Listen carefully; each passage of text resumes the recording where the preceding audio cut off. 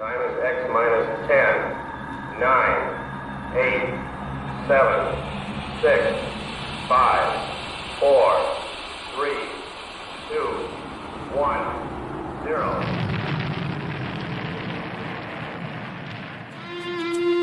It's the Rocket Hour. Y'all are now tuned in. Time to hit the pick four that you'd love to win. If your money's coming slow, step on the faster track with your host, Ricky Pasternak. Let's go.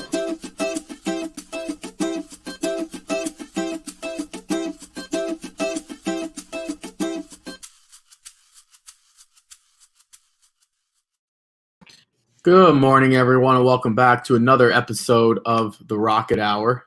This is episode number 70. We were supposed to have this scheduled for last week, and then I got bumped off, which was interesting.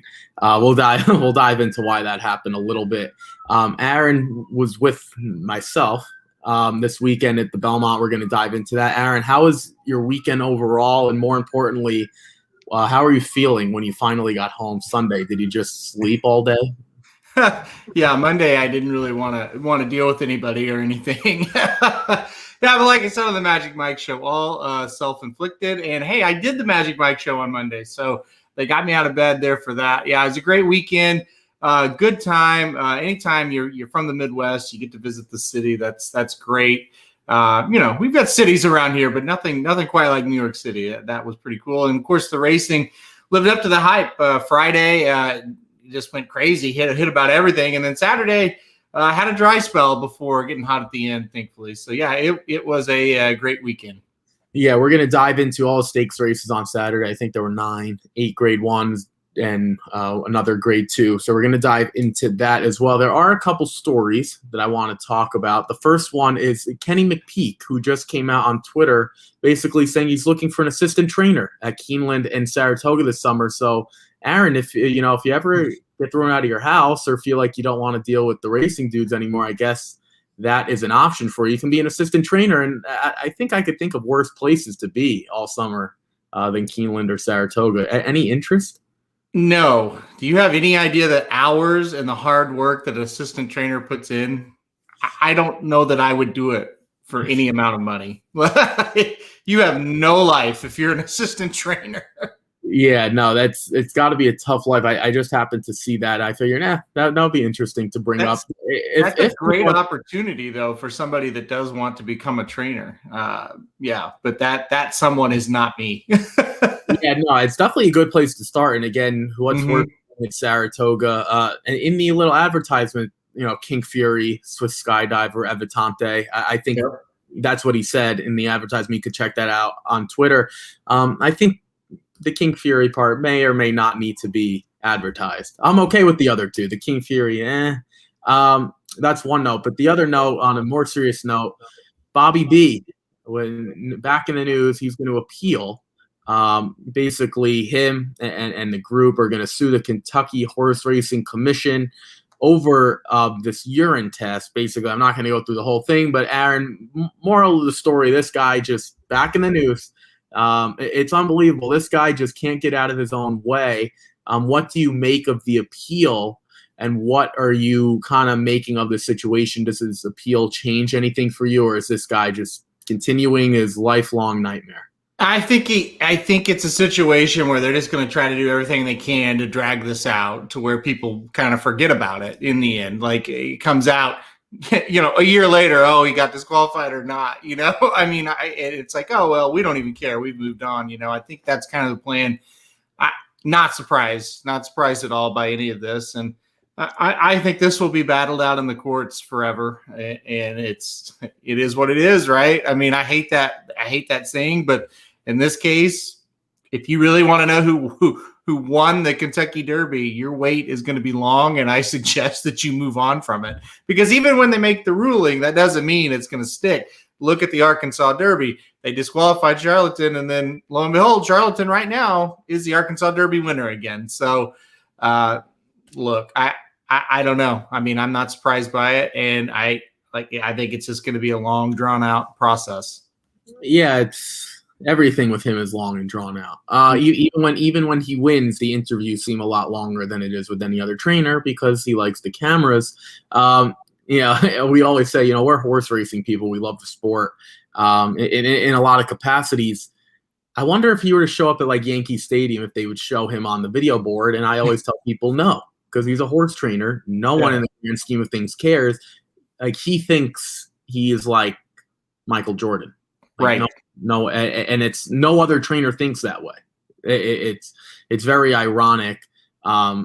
He wants the media. He just wants the attention, and I guess he's getting it. But this appeal is going to probably be a waste of time. And I guess it's more out of mind, out of sight, out of thought. The longer this drags on, maybe the better for him. But things aren't going to change. And again, we're still waiting to see if California throws the hammer down in Santa Anita. If they do, that's going to be massive. You'll see everyone leave. Maybe there'll be some people that still stay loyal and for a couple of years or whatever. They will all leave because they're not going to not do anything with their horses. So we'll find out what the case is there. Hopefully in the near future, probably not, but hopefully in the next maybe month or so, we'll find out. Let's go to Saturday's racing at Belmont. For the record, Aaron and I were pretty much lockstep all day. He got there for, I believe, the first race, right? You were there for race 1 or race 2. I didn't get there till this point. I was sitting outside. Yeah, for 11,000 people, there was a lot more traffic than I anticipated. So we'll start. They didn't do the best job with getting people and going through the one gate, but nonetheless, we'll start here with race 3. This is the Woody Stevens Stakes here, grade 1, going 7 furlongs on the dirt. Aaron, the big favorite, Jackie's Warrior, comes in at even money. Wasn't horrible, wasn't great. Does finish second, but he can't hold off Drain the Clock. Drain the Clock ends up winning, goes off at 7.5, almost 8-1. What did you make of this race? I mean, 2-horse race, right? All the rest of them were just on a race of their own, the other 4, and then these 2 were by themselves. We've debated it a while. If Jackie's Warrior gets to the front and doesn't have to, I don't think he missed the break. He just got shuffled back and then had to come forward there. Did that cost him the race? And it's possible. But I thought Drain the Clock still looked like he was put away, and he just kept going, kept fighting, and got there. So I'm not going to take anything away from Drain the Clock. I think he jumped up and really put on a big performance here. The main reason I didn't like him as much as Jackie's Warrior is the speed figures.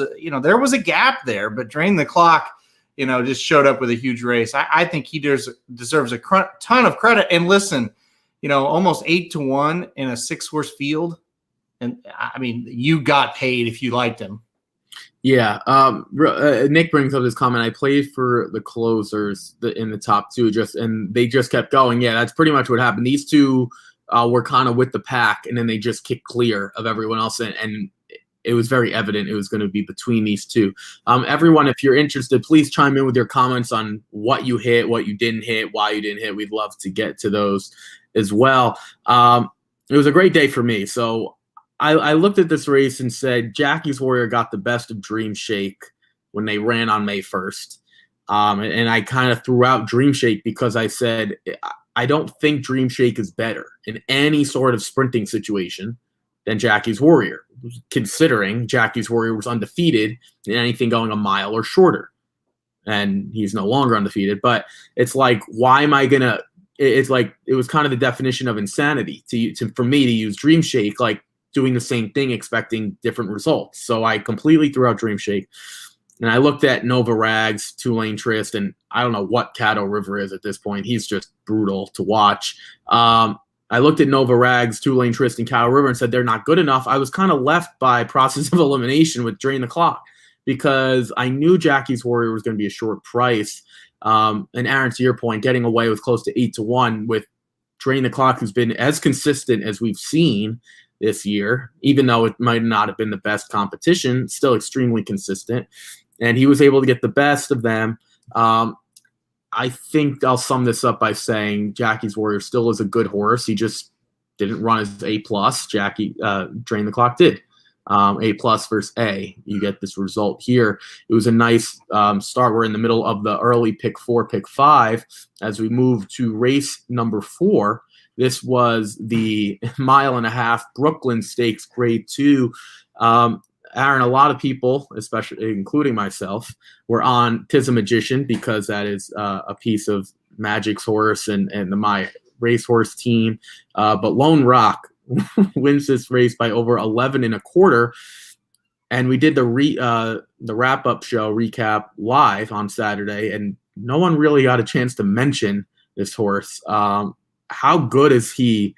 And in terms of performances on the day, does he earn the top spot in your mind now, kind of looking back at things? No, he definitely isn't one of the top horses, but he's one of the top 3 or 4 for sure, not the number 1. But he was unbelievable in this race. He just spurted clear of everybody, and nobody was going to beat this horse. Like we kind of talked about a little bit on the Magic Mike show, Tis a Magician got a terrible start and really ran pretty well considering the start, but this horse was going to fly right by him no matter what, and anybody in the race. So, and this was not a shock to me. I considered Lone Rock on top for a long time, just because the experience going long and what he had been doing in those races had been, really impressive. So now the length, the margin of victory, the 11.25 lengths, a huge shock. I thought, maybe whoever wins this is going to win by a length or 2. I did not see him running away from this field like that.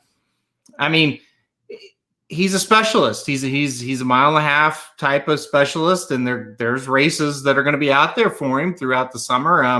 But they're not the races that we sit here and talk about, for 2-3 years from now. We probably won't remember, well, we might, but most people are not going to remember what Lone Rock did in this race or care. Yeah, it was one of the most impressive efforts on the day, though.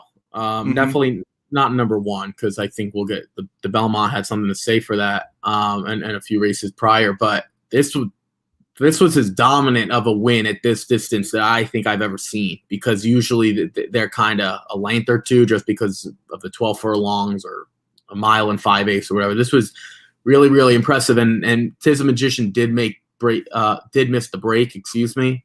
It wouldn't have mattered. I mean, there's not any dream trip for any of these horses. He was just that much better. But Magic and the crew were able to get second, and I think that is a worthy accomplishment, worthy note as well in a Grade 2. Let's move on to the final race of the early pick 5 sequence and the early pick 4 sequence as well. This was the Acorn Stakes.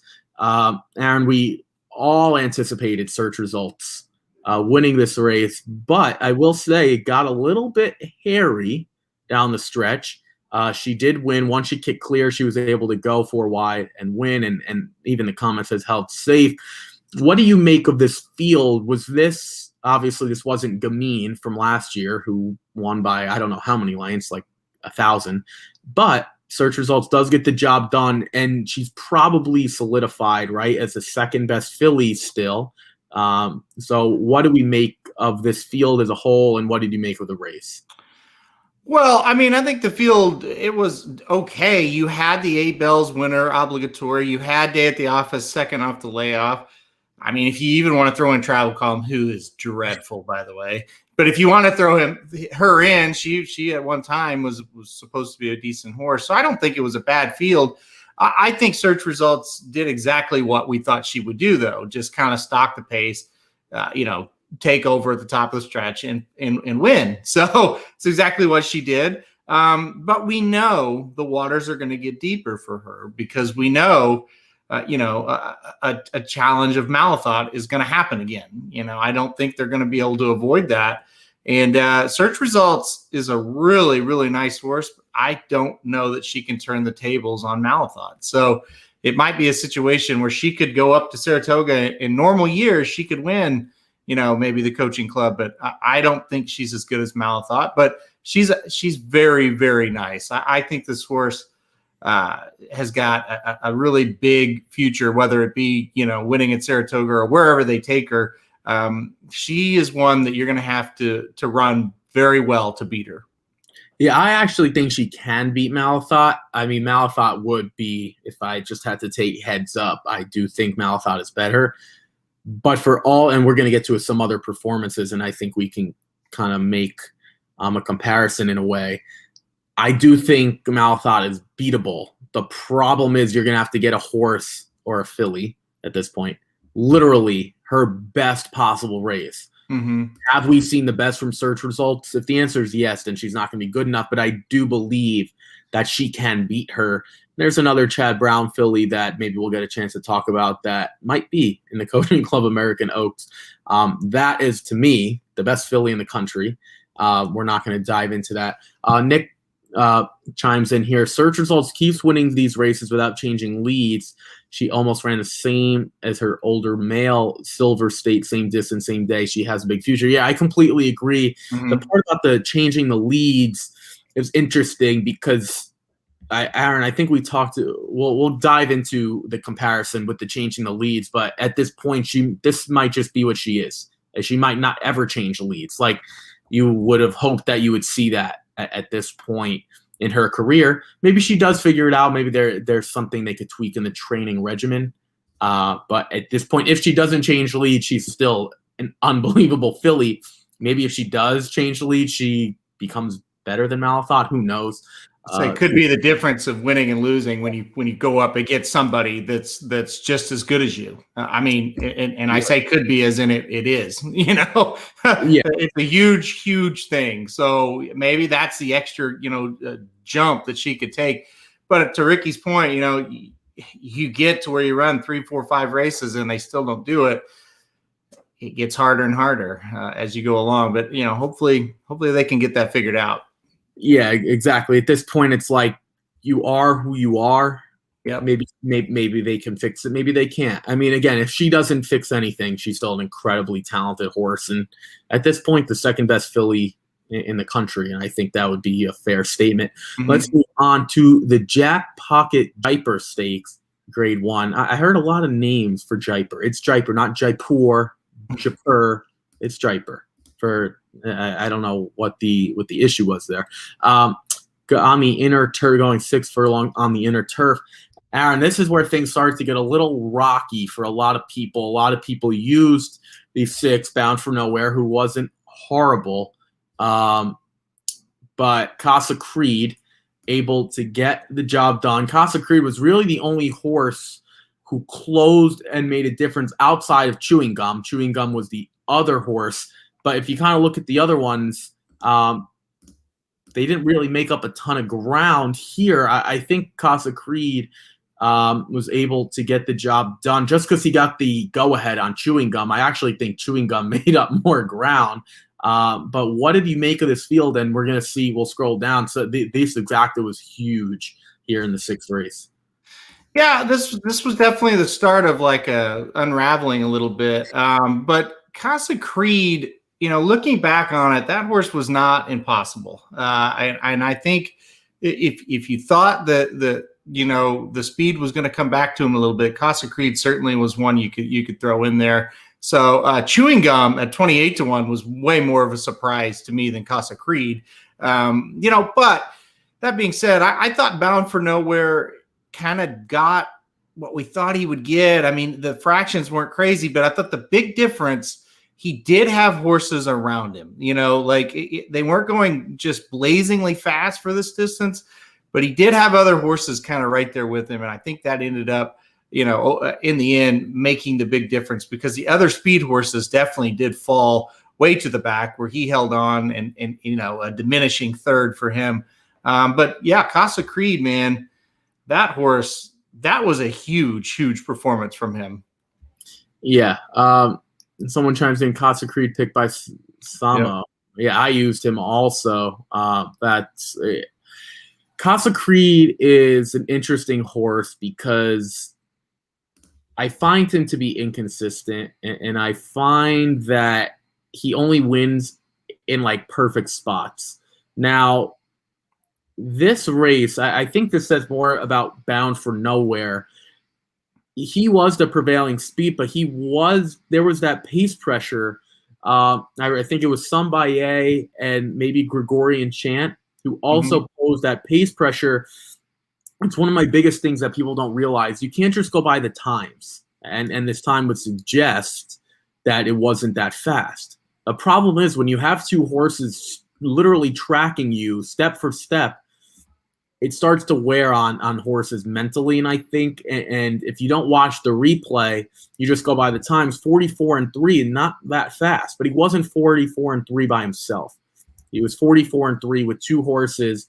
Granted, Gregorian Chance Sombaye finished horribly, but going into the race, they weren't horrible horses. Mm-hmm. They were horses that made sense. It allowed Casa Creed to close. Otherwise, Casa Creed could have been closing into a horse by himself. I think that was the big difference. We're going to scroll down here before we move on. Look, this Exacta for $1 paid $167. And the Try, even with Bound for Nowhere, paid $270 for 50 cents. Right here, you could see these prices, $23.60, and Chewing Gum pays $19 for place. This is kind of, as Aaron alluded to, this is kind of the beginning of an unraveling in many ways. We're going to move on to the next race, the Ogden Phipps, which was one of the most anticipated of the day.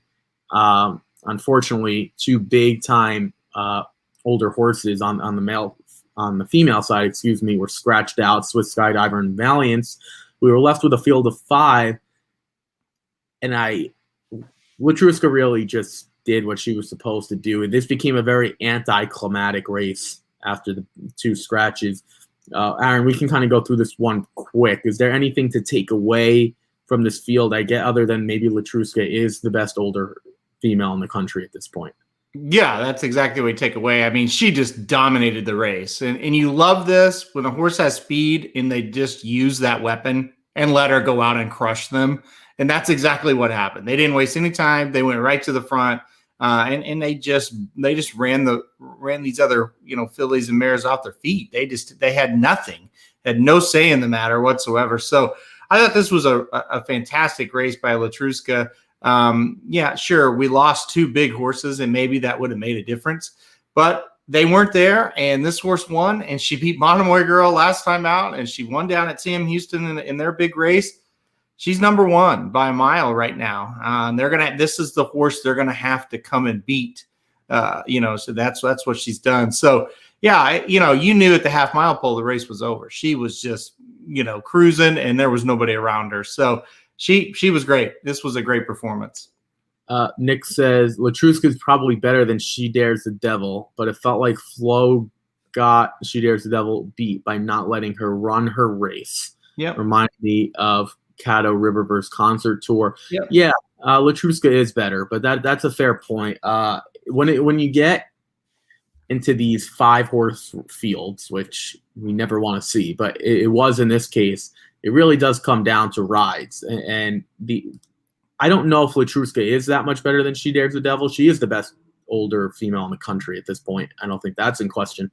But Flo didn't give her the best ride by any stretch. And when you get, again, fields like that are this small and everyone's kind of bunched up and there's no true closer and there's no true X, Y, and Z because of the short field, you really need a spot-on ride. There were a lot of riders that didn't have great days. One of them was not Jose Ortiz, who I continue to say, for my money, he's the best in the country. That's my opinion. But there were some other ones that we're going to get to, like Joel Rosario didn't have a great day either. And it continued here, Aaron, in the Longines Just a Game Stakes. This seemed like they might as well call this one the Charlie Appleby Stakes, the way he brought 2 runners over. He was one of the unsung heroes of the day, or big-time performances of the day. He brings 2 horses over, and they go on to win. One goes on to win, one finishes second. What did you make of this race? Altica and Summer and Romance. Those are the 2 horses I'm talking about. I was shocked. Altica came up and got him. I thought Summer Romance had it, and I definitely, when Blowout scratched, I was definitely like, all right, Summer Romance is going to be really, really tough here. I really like that filly a lot. And I didn't like the other one, the winner, Altica, because it's like there's not going to be any pace, and this horse has got to come from off of it. And I hate to say it, but Mike Smith, it's like on the turf. Yeah, I don't know about that. And, he had Luis Saez on Summer Romance, and he's an aggressive rider. And I was shocked. Halfway up the stretch, I was like, yep, Summer Romance. And then it's like, who is that? What number is that they kept coming up on the rail? Like, wow, that's the other one. That's unbelievable. So I was really shocked by this one. I was shocked that Altica was able to make up the ground. I was shocked that Pocket Square was awful. I was shocked that New York Girl, I thought, would run pretty well. She was last in the race. Zofeli, I thought she would run decent, and she was awful. Everybody was awful in this race with the two horses that finished 1-2, in my opinion. Yeah, this was the race that I wanted to spread, and luckily I did. I used anyone that I thought had a shot. Sometimes that's the best way to handicap. Do you have a chance? Yeah, if the answer is yes, then you're on the ticket.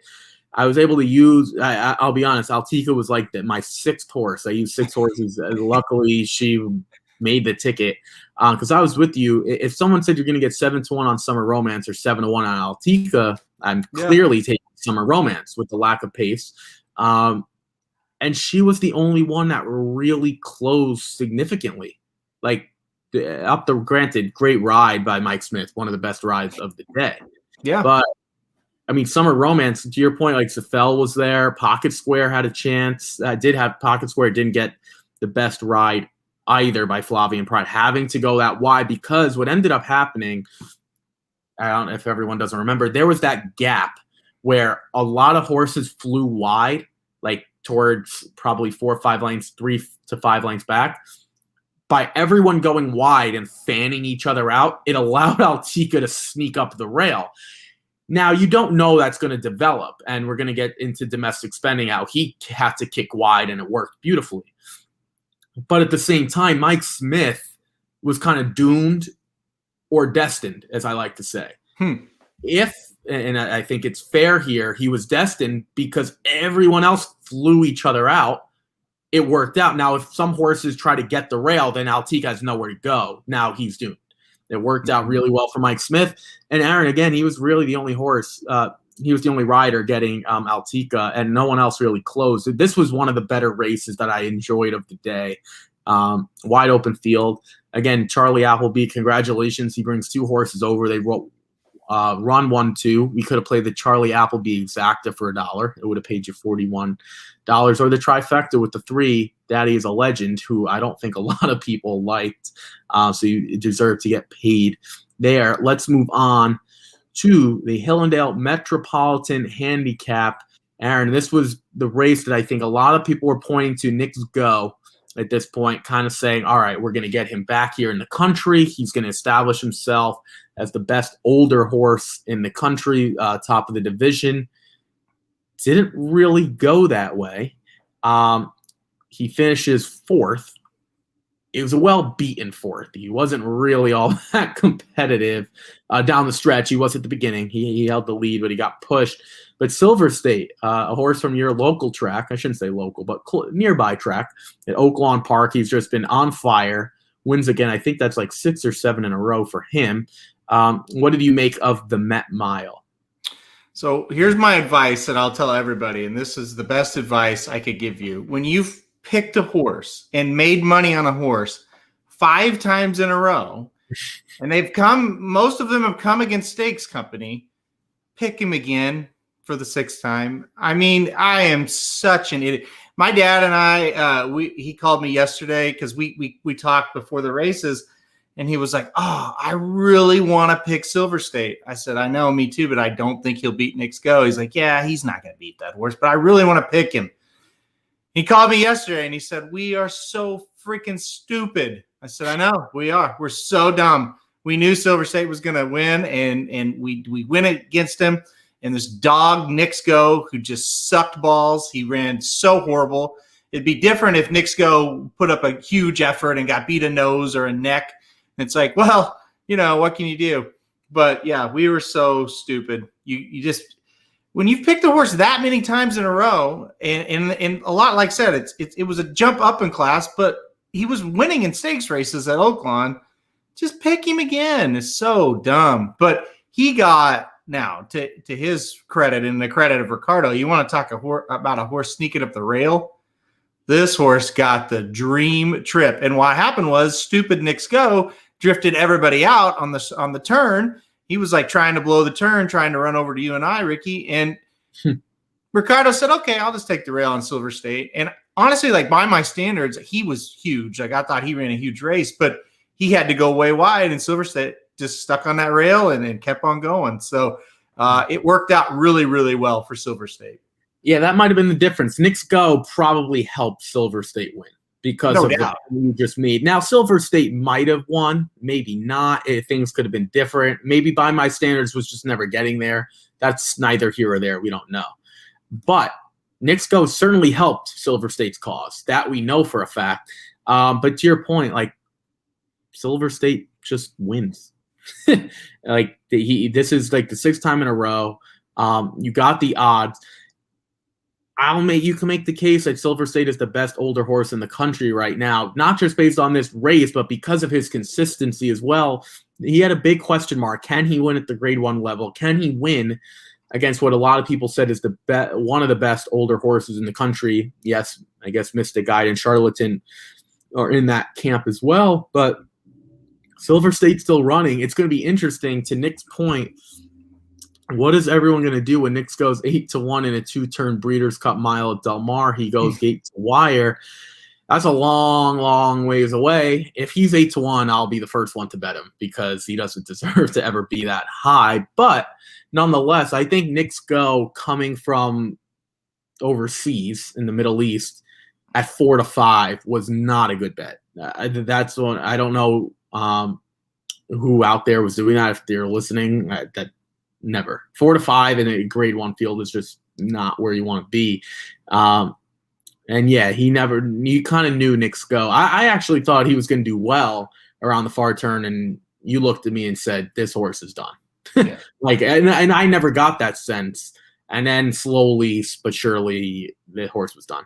By my standards, A+ race, I thought, for him. That's probably one of his best efforts, and he could have won had he not gotten fanned out. Aaron, I want to real quick talk to you about Mischievous Alex. I want to ask you, what do you do with him moving forward? Because the distance to me was the biggest issue. Yeah. A lot of people try to beat Knicks Go with Dr. Post or Mischievous Alex. Okay, first of all, Dr. Post is dreadful. I don't know what people see in that horse. I do think Mischievous Alex is a nice horse. What would you do with him moving forward? Does he become a Jackie's Warrior type where you want to just keep him sprinting? Not at the same level races potentially. But what would you do? Or would you still try to try him at this 8 furlongs, which he struggled with a little bit here? You run him into Vanderbilt at 6 furlongs at Saratoga. And I mean, that's the easy answer. You run him there.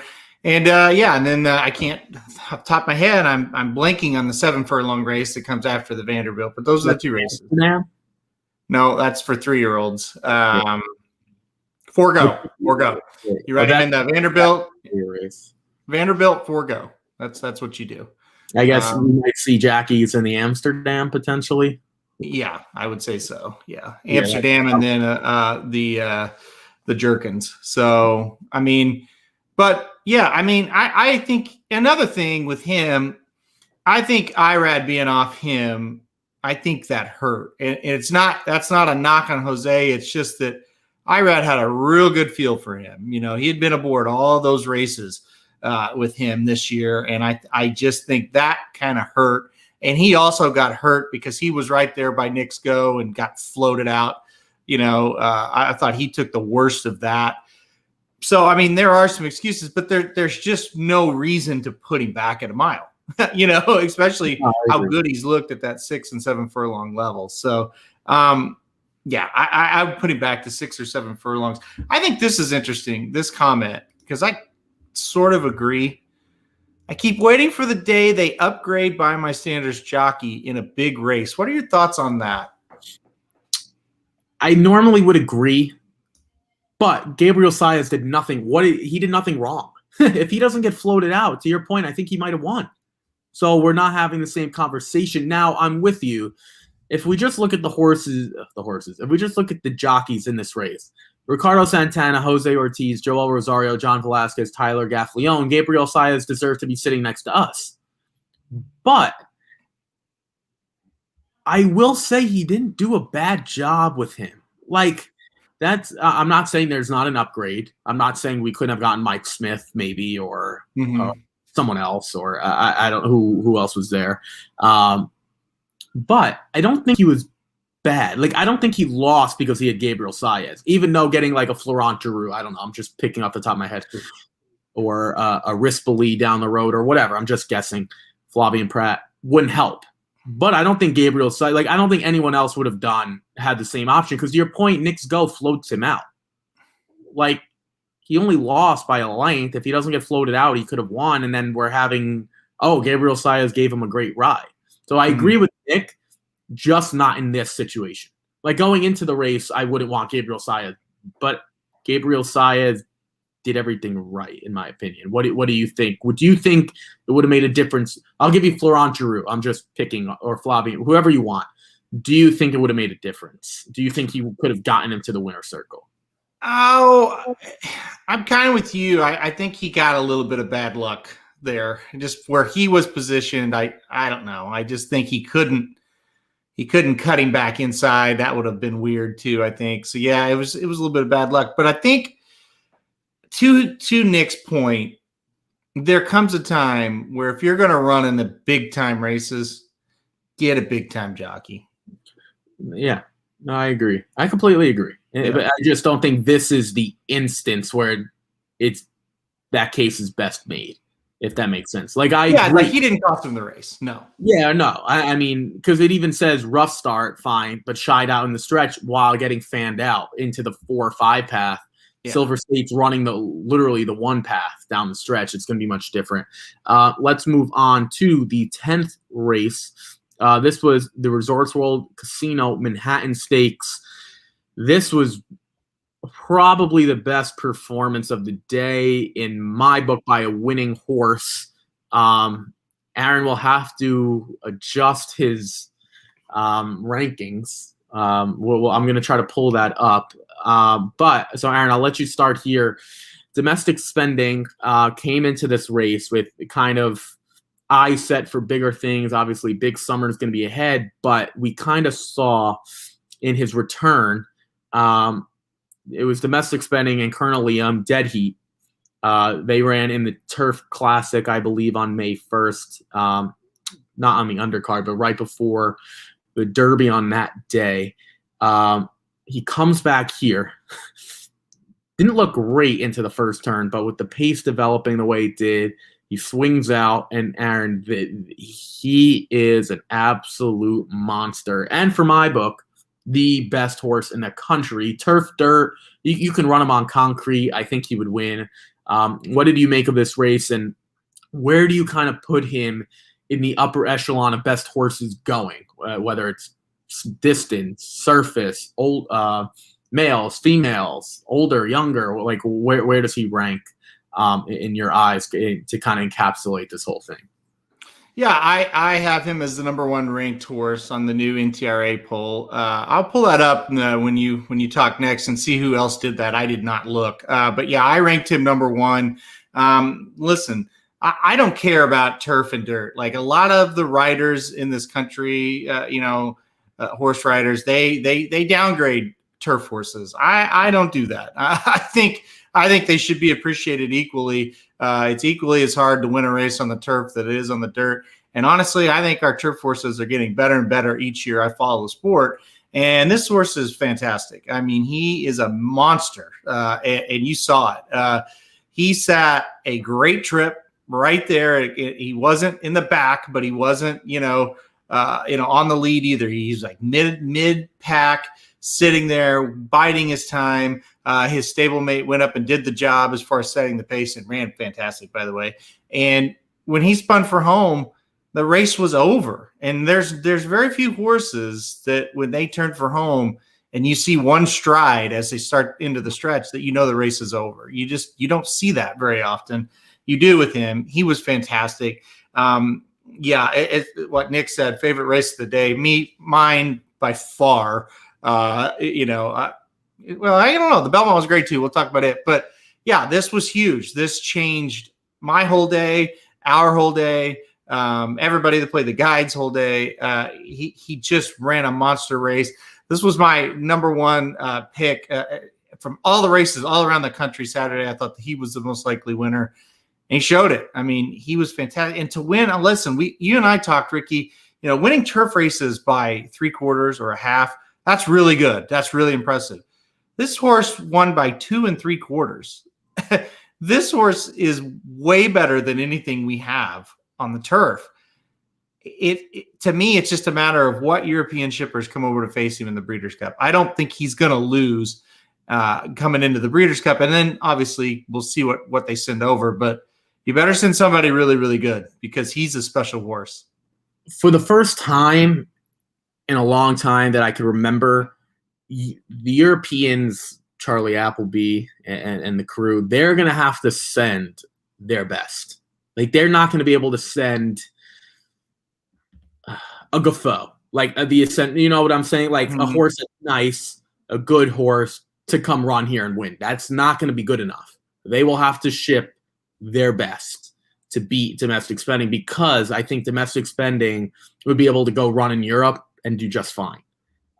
So to your point, domestic spending, I'd be shocked if he lost all year. I think they have like the Belmont Derby and the Saratoga Derby back. I don't know what Naira's been doing with that. It's like 1 year on, 1 year off. I don't know. I think it's back this year. I think July 10th.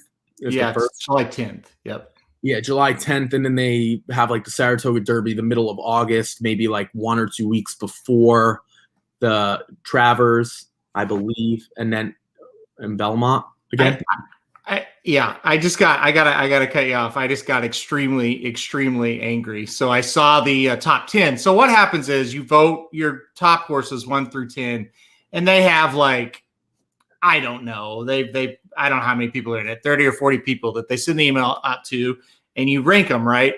So have you looked at it yet, Ricky? No, we could show it though. No, hold on. I'm going to ask you first before I show it. The overall poll, okay. Where do you think domestic spending is ranked in the top 10 out of the overall? 6th. 4th. I got mad that he was 4th. He shouldn't be 4th. He's got to be in at least everyone's top 3. But we could show it. We'll show it. How about with this? We'll show it after we do the Belmont, which and then we'll get to that. Okay. A couple of comments. Nick says 8th. Yeah, I'm because I just know the national picture, and a lot of people don't like turf racing. That's why I said that. Which I don't think it's fair. I disagree with that thinking. Yeah. I'm anticipating. So we have a comment. Still Paulus. I think, Aiden O'Brien will send, if not one, probably a couple. He'll be the tough one. Yeah, exactly. So he always does well at the Breeders' Cup. He brings a bunch of, I'm sure Frankie Dettori will be on his way also. Nick says Chad Brown's going to be running domestic spending in the Arlington Million. Didn't Bricks and Mortar run in the Arlington Million as well? I'm reading these people that have voted. Anyway, yes, he did. He did run in the Arlington Million. Yeah, Aaron's already. I'll wait. He did run in the Arlington Million. And that's what I've heard about domestic spending. Yeah, that he is going there as well. So Chad loves to go there and win those races, right? I know that's the thing that it doesn't bother me. But if you want to talk about turf racing, and I think this would be like they're calling this the Turf Triple Crown, with the Belmont Derby, the Saratoga Derby, and something else in the fall, maybe in October.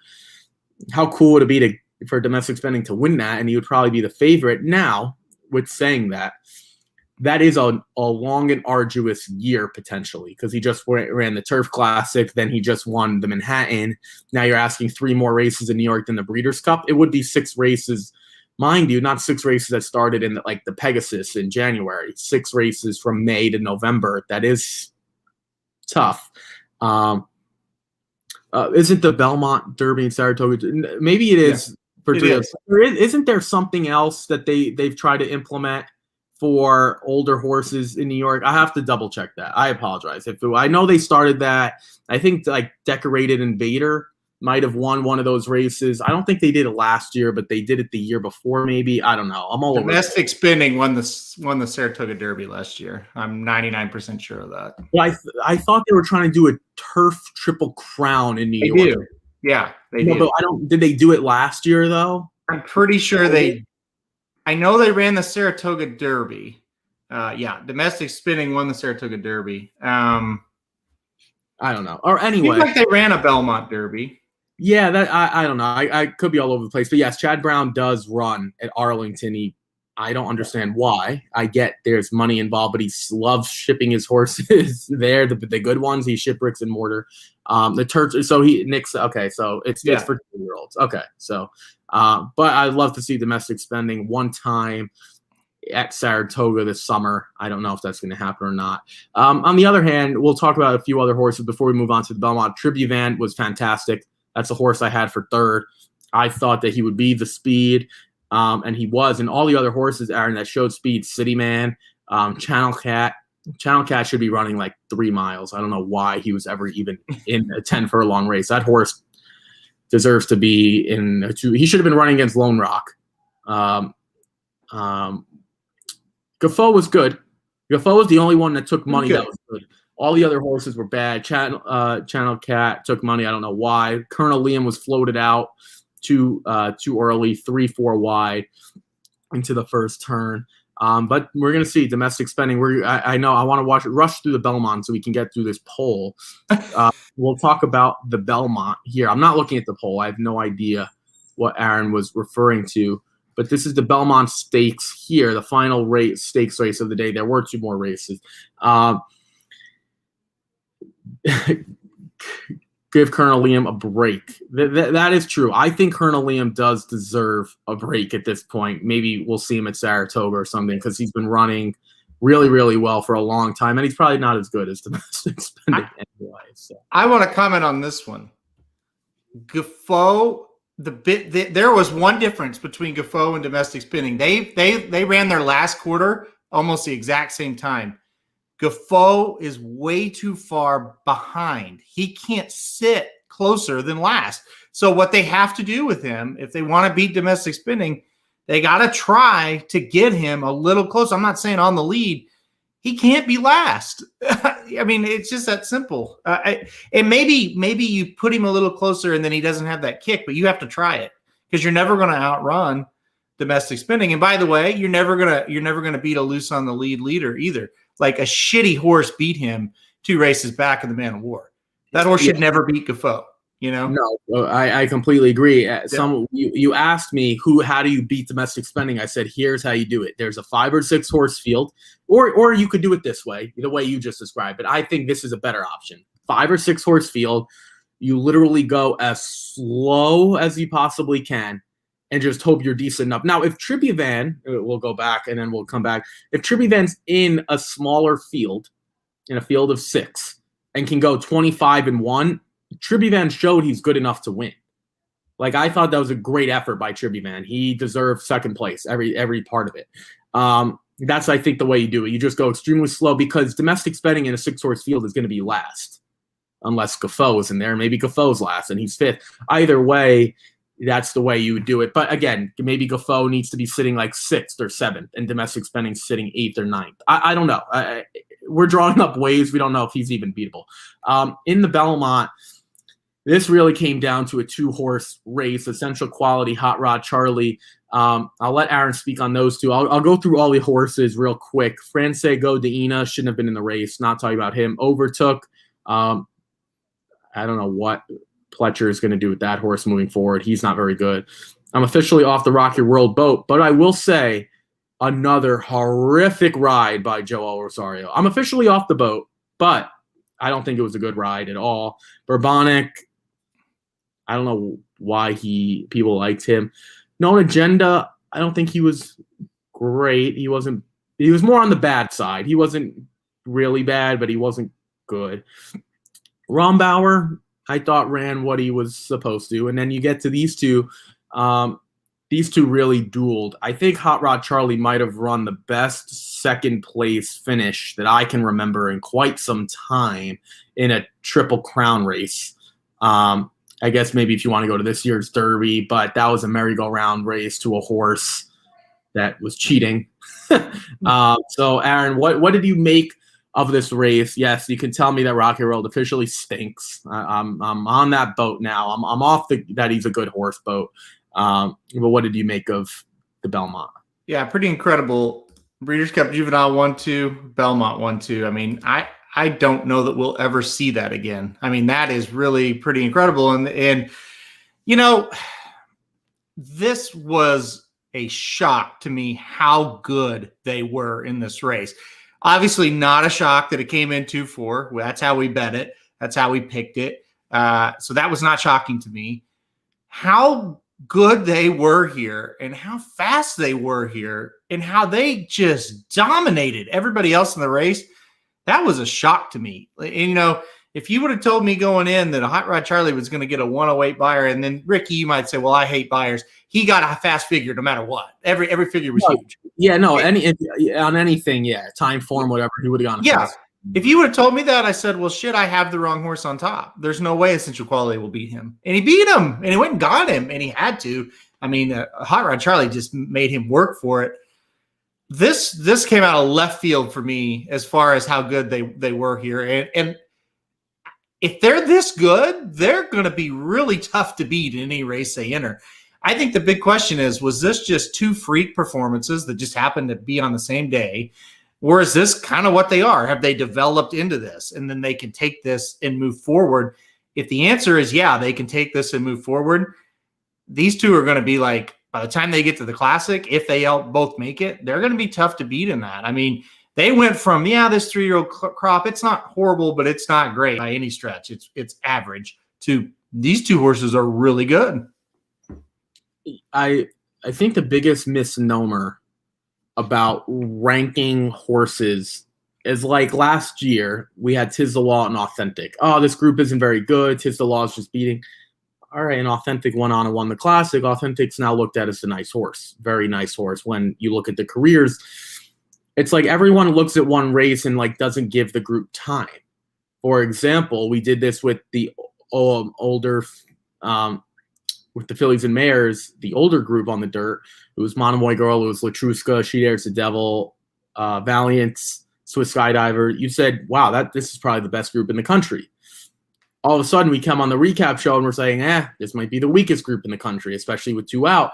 Things change very, very quickly and nothing is set in stone. Now, with saying that, maybe this group isn't as bad as we made it out to be coming into the Derby. Because, mind you, that was 5.5 weeks ago, whatever it was. I mean, maybe Essential Quality and Hot Rod Charlie and Rombauer's a nice horse, not in that top tier, but, maybe they're good. Maybe this group isn't as bad. Maybe it's not the Tiz the Law Authentic group, but it's still a nice group. And who knows? Things can develop over the summer. Maybe there's a horse that just broke his maiden that could rise up the ranks, like Silver State. No one would have said Silver State's at the beginning of the year in the conversation for best horse in the country. He is now. So whether you want to believe it or not, whether you think Nick Sco's the real deal or not, or he can run with Mr. Guy, Silver State hasn't lost, I don't think, this year. So we are where we are. Things develop very quickly in this sport.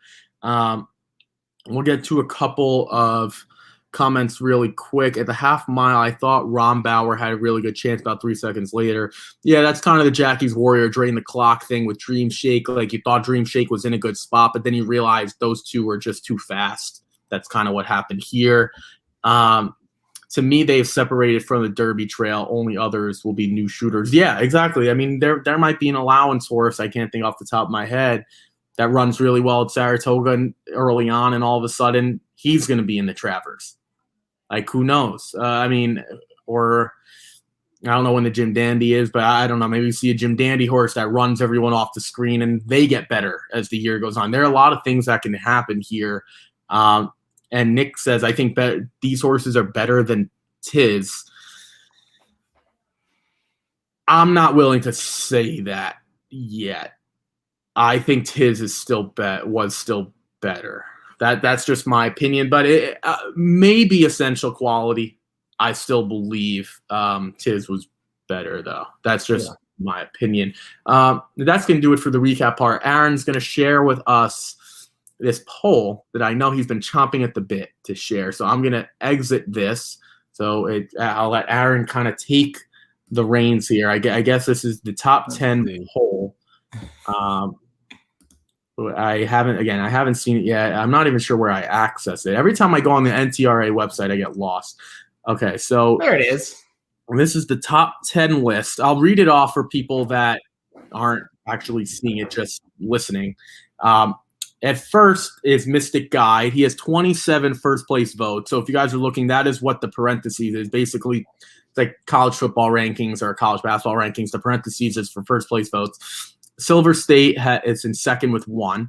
Latruska is third with 0 place votes. Domestic Spending is fourth with 6 first place votes. So he gets a little love there. 5, Charlatan, no first place votes. The 6 is Maxfield with 1 first place vote. I'm not sure how Maxfield has any first place votes.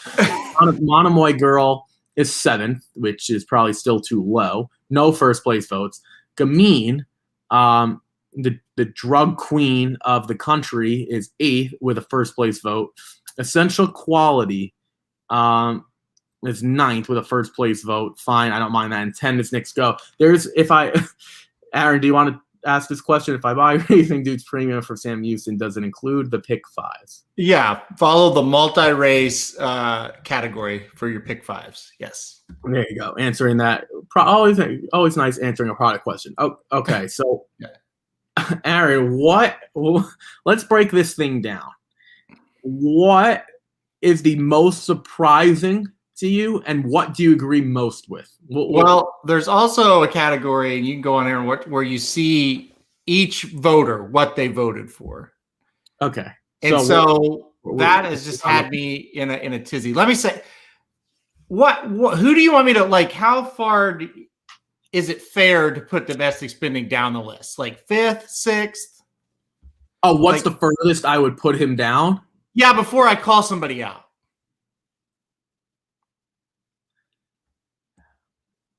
I wouldn't put him lower than 2nd. Well, no, I'm not talking about you and I. I'm talking about just in general, give people benefit of the doubt. Oh, okay. So I can make the argument for Latruska. I can make the argument for Silver State. Yeah. I can make the argument for Mystic Guide. I think 4th is literally the lowest, and that's not where I would rank it. Even if I was one of the 6 that ranked him number 1, by the way. But let's even throw Essential Quality in there. Fine. I mean, yeah. Because we want to Belmont.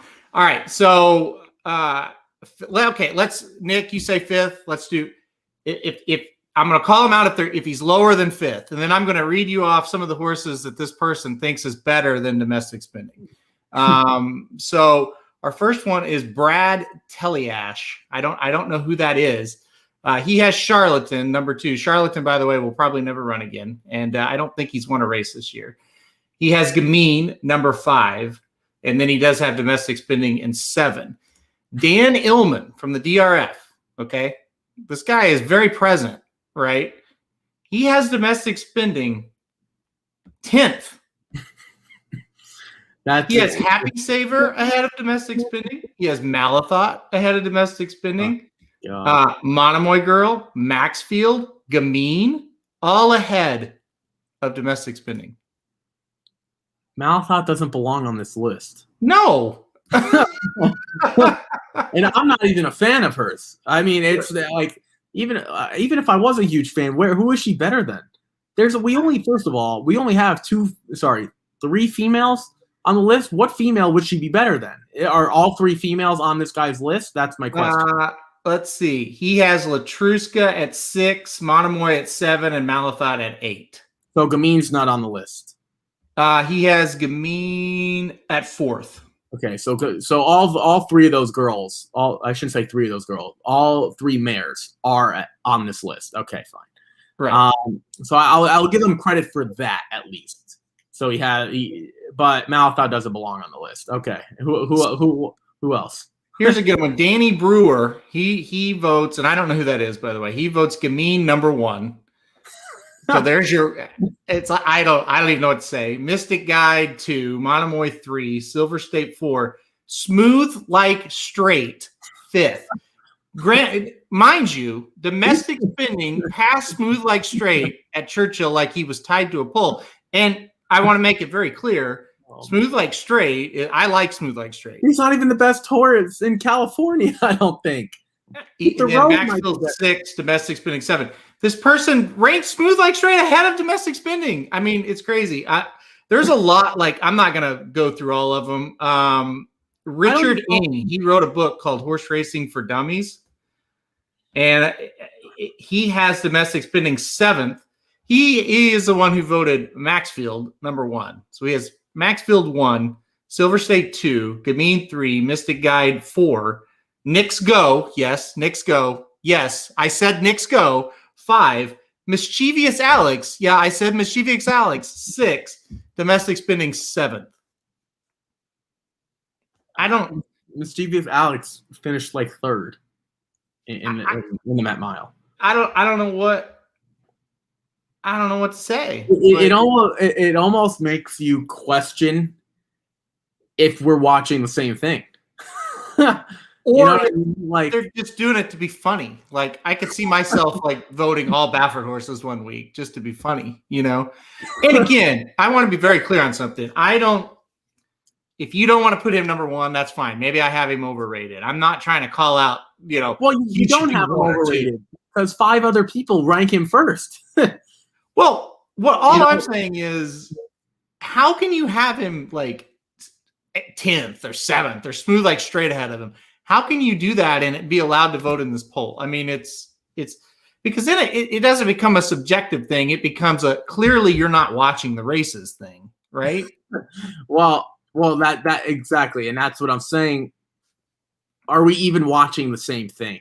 That's my question, and it's like I'm not trying to be funny, but it's like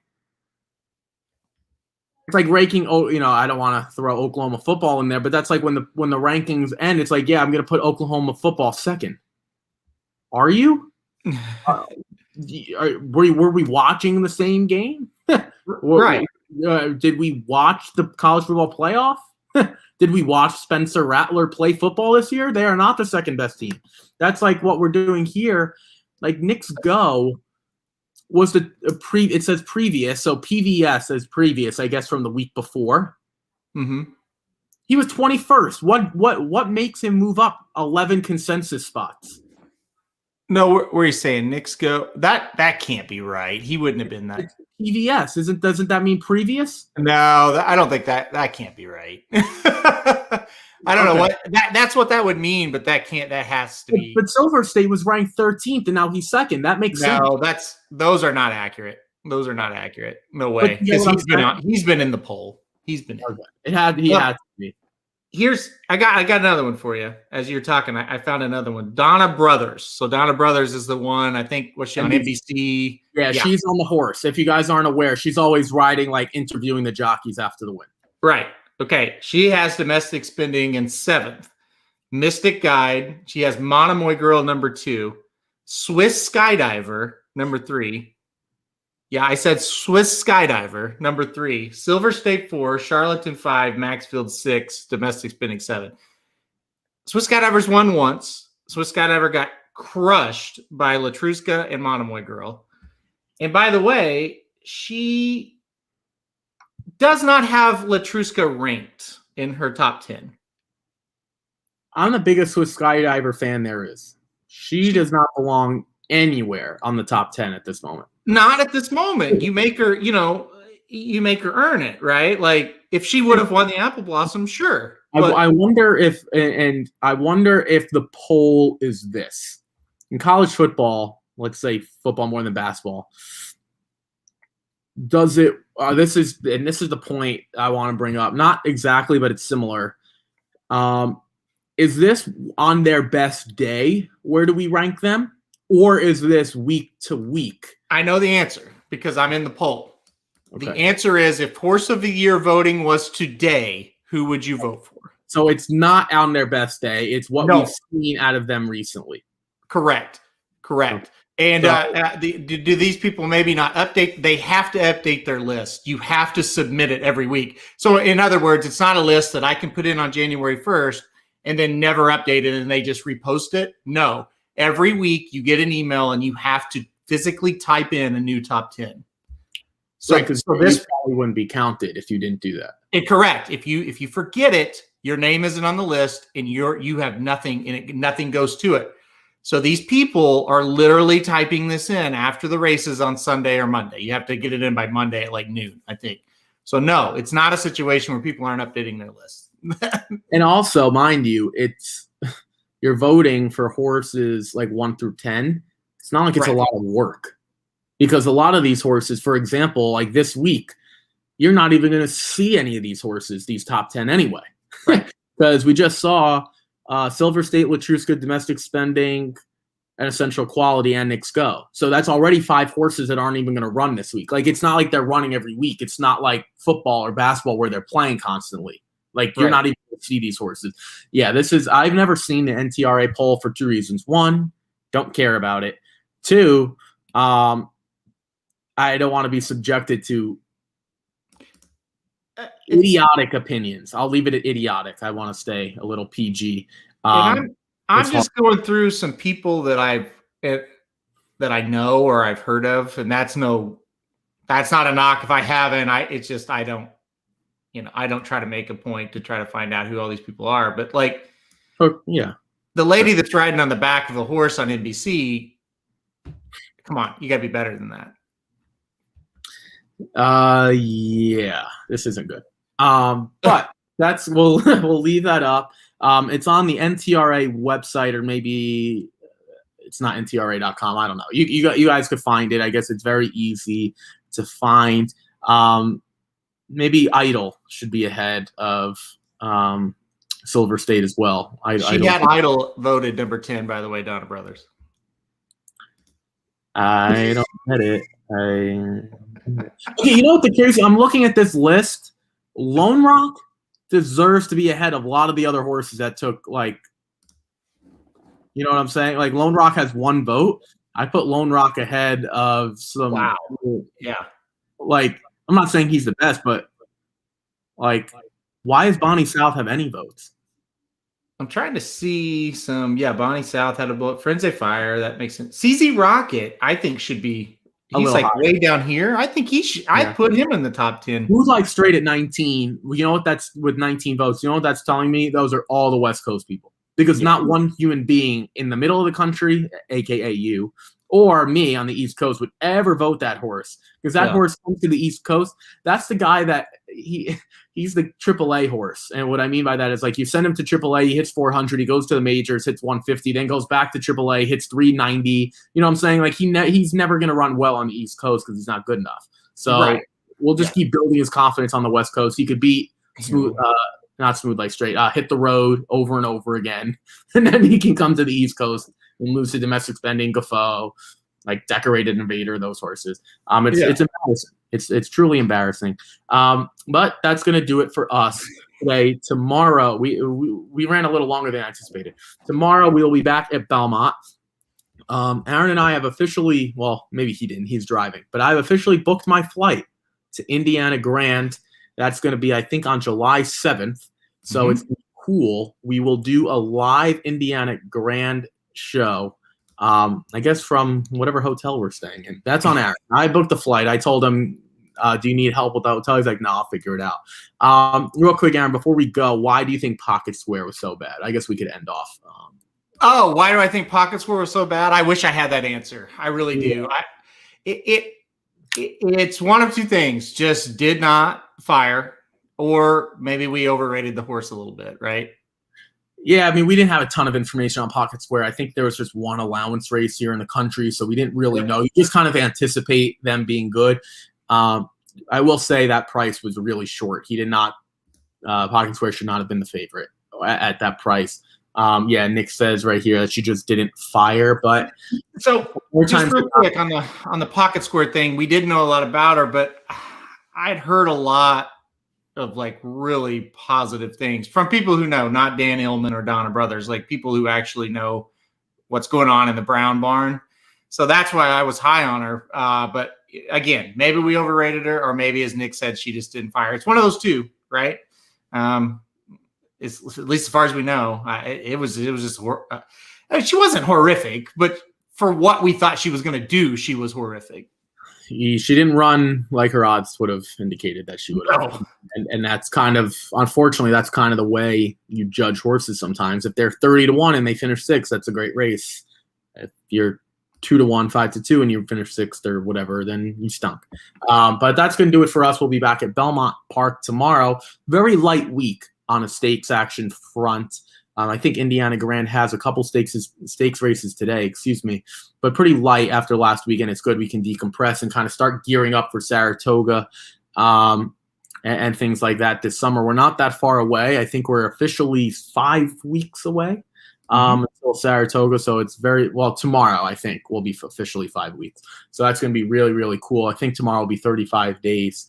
And then Del Mar as well. So we're going to enjoy a nice calm week. Obviously, plenty of good racing will be going on. There are a few stakes races, but nothing like last weekend, obviously. But that's going to do it for us today. Thank you guys for tuning in. We'll see you bright and early tomorrow morning, 11 a.m., covering the late pick 4 from Belmont Park. Go Boston tonight, I guess. We're rooting for the Bruins. Trying to push to a game 7. If they win, they go to game 7. That's going to do it for us. Everyone stay safe, stay healthy. Good luck if you're playing today or if you're just enjoying the day off as well. We'll see you guys bright and early tomorrow at 11 a.m. Take care, everyone.